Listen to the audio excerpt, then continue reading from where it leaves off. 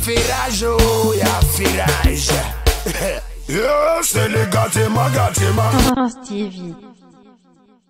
Bonjour, chers abonnés, auditeurs et téléspectateurs de Prince TV. Le verdict est tombé finalement pour Koffi Olomide Mopao Mokonzi qui, comme on le sait tous, comme on suivait tous sur les réseaux sociaux, avait une grosse affaire avec la justice française vis-à-vis de ces ex-danseuses qui l'accusaient de séquestration, de viol, de violence des années antérieures, comme vous avez pu le lire, le découvrir avec nous tous sur les réseaux sociaux.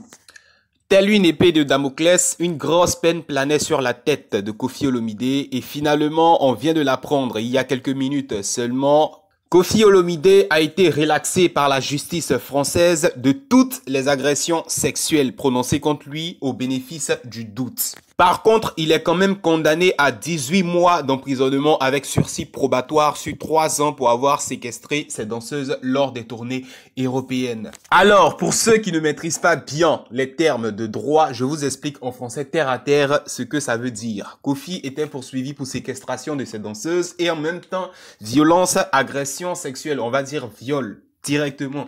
Et quand on dit relax, côté agression sexuelle, c'est-à-dire la justice française a décidé d'abandonner toutes les charges, tous les chefs d'accusation relatifs aux violences sexuelles, au viol contre Koffi Olomide par manque de preuves.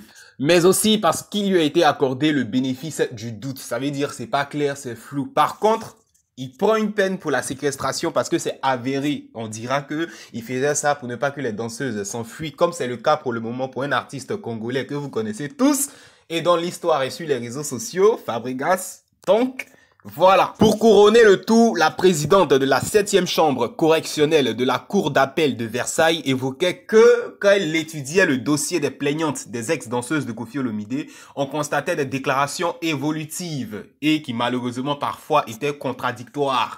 Pour dire clairement, on sentait qu'elles étaient en train de mentir un tant soit peu ou de modifier leur version des faits. Contre Koffi Olomide, ça sentait un peu la douille, donc c'est tout ça qui a joué en la faveur de Koffi Olomide Mopao Mokonzi. Donc, retenez que Koffi Olomide n'ira pas en prison, il a finalement été relaxé vis-à-vis des accusations pour agression sexuelle, mais il est quand même un peu reconnu coupable pour séquestration, mais il ne fera pas la prison, c'est un sursis probatoire. En fait, la justice le guette, dès qu'il y a un petit souci relatif aux séquestrations, au viol, ils vont venir le chercher. Mais clairement, le grand Mopao reste en liberté. C'est le dernier mot qu'il faut retenir. On espère qu'il n'y aura pas de revirement encore dans cette affaire. D'ici là, c'est terminé pour cette petite édition. À bientôt sur notre chaîne pour de nouvelles, pour de prochaines vidéos. Au revoir.